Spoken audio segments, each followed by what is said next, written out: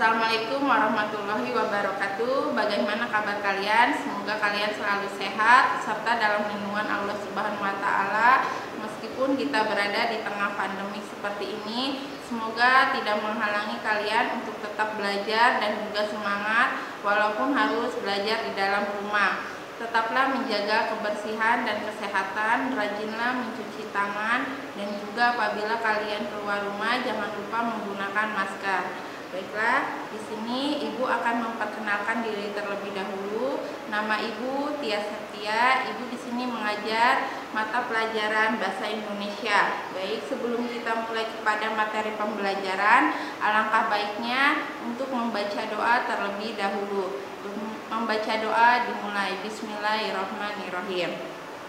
Baik, materi yang akan kita pelajari untuk kali ini yaitu tentang teks laporan hasil observasi dengan KD 3.1, mengidentifikasi laporan hasil observasi yang dipresentasikan dengan lisan dan tulis, serta dengan tujuan yang pertama mengidentifikasi isi teks laporan hasil observasi, dan yang kedua menyusun ringkasan isi teks laporan hasil observasi.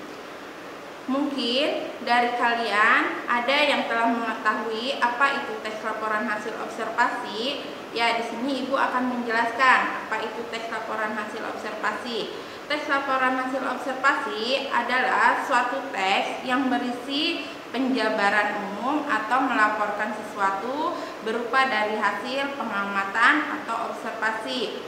Ya, observasi adalah sebuah tulisan ini yang berdasarkan hasil pengamatan. Jadi kalian boleh melakukan pengamatan terhadap suatu objek. Objek apa aja yang dapat kalian lakukan? Yang pertama, kalian boleh mengamati objek tentang hewan, mau itu kucing, ayam, ataupun yang lainnya. Dan yang kedua juga kalian boleh mengamati tentang kegiatan sekolah seperti kegiatan pramuka, paskibra, atau yang lainnya. Dan juga kalian boleh mengamati tentang tumbuhan atau tentang alam yang ada di sekitar kalian.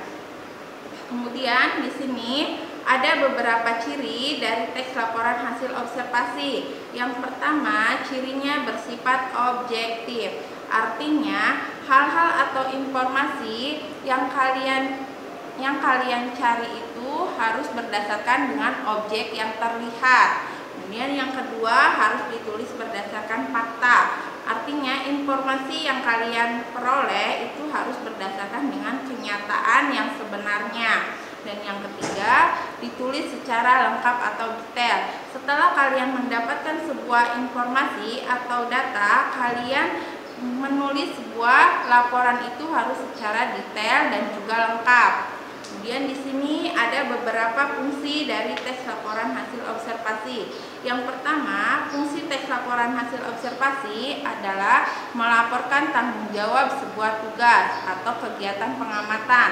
Artinya, kalian menulis sebuah teks laporan hasil observasi itu berdasarkan dengan sebuah tugas yang diperintahkan oleh guru atau berdasarkan dengan hasil pengamatan. Dan yang ketiga, sebagai sumber informasi. Artinya teks laporan observasi ini bisa sebagai penambah pengetahuan atau informasi kepada orang lain.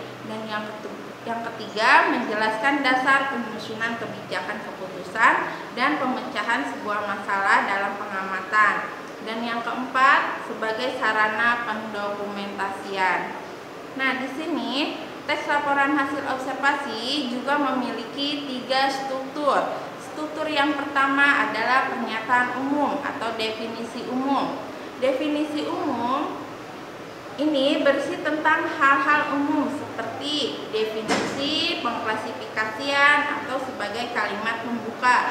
Artinya pernyataan umum ini sebagai kalimat pembuka yang menjelaskan pengertian dan juga penjelasan awal dari sebuah pengamatan. Dan yang kedua, strukturnya yaitu aspek yang dilaporkan atau deskripsi bagian. Artinya yang menjelaskan mengenai tentang secara detail apa pengamatan atau objek yang kalian lakukan. Itu harus ditulis di sini secara detail bagian-bagiannya. Dan yang ketiga adalah deskripsi manfaat. Di sini harus ada nilai atau objek yang telah kalian amati itu harus memiliki sebuah manfaat. Baiklah, di sini akan Ibu kasih contoh satu dari tes laporan hasil observasi, yaitu yang berjudul wayang. Nah, kalimat yang berwarna biru itu adalah termasuk ke dalam sebuah kalimat definisi, ya. Akan Ibu bacakan, wayang adalah seni pertunjukan yang telah ditetapkan sebagai warisan budaya asli Indonesia. Itu adalah kalimat definisi. Kenapa kalimat definisi? Karena itu memberikan sebuah penjelasan dan juga pengertian. Nah, kalimat yang selanjutnya itu adalah menjelaskan hal umum atau klasifikasi. Makanya di sini ini termasuk ke dalam pernyataan umum karena ada sebuah kalimat definisi dan juga ada sebuah kalimat klasifikasi. Nah, kemudian contoh yang kedua ini adalah deskripsi bagian. Kenapa ini disebut sebagai kalimat deskripsi bagian? Karena di sini menjelaskan mengenai tentang bagian-bagian secara detail. Contohnya, wayang kulit dilihat dari umur dan gaya pertunjukannya pun dibagi lagi menjadi bermacam jenis. Jenis yang paling terkenal karena diperkirakan memiliki umur paling tua adalah wayang purwa. Purwa berasal dari bahasa Jawa yang berarti awan. Nah, itu adalah kalimat deskripsi bagian yang menjelaskan secara lebih detail apa itu wayang kulit. Nah, kemudian contoh yang ketiga adalah deskripsi manfaat. Di sini memberikan sebuah manfaat bagi kehidupan. Contohnya di sini wayang kulit atau wayang bisa merupakan sebagai dimanfaatkan dalam berbagai kehidupan, antara lain sebagai media pendidikan, media informasi, dan media hiburan. Makanya ini disebut sebagai deskripsi manfaat. Oke. Jadi kesimpulannya kita telah mempelajari mengenai tentang tes laporan hasil observasi. Itu ada sebuah ciri-ciri dan juga strukturnya. Baik, untuk penugasannya silakan kalian analisis tes laporan hasil observasi.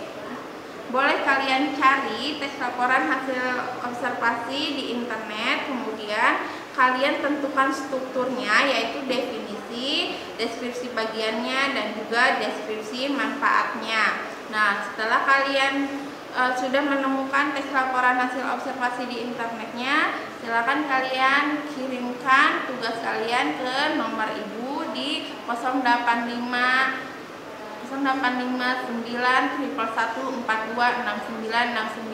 Mungkin cukup sekian yang dapat Ibu sampaikan. Untuk pertemuan selanjutnya kita akan membahas mengenai tentang unsur-unsur kebahasaan dalam tes laporan hasil observasi. Terima kasih. Wassalamualaikum warahmatullahi wabarakatuh.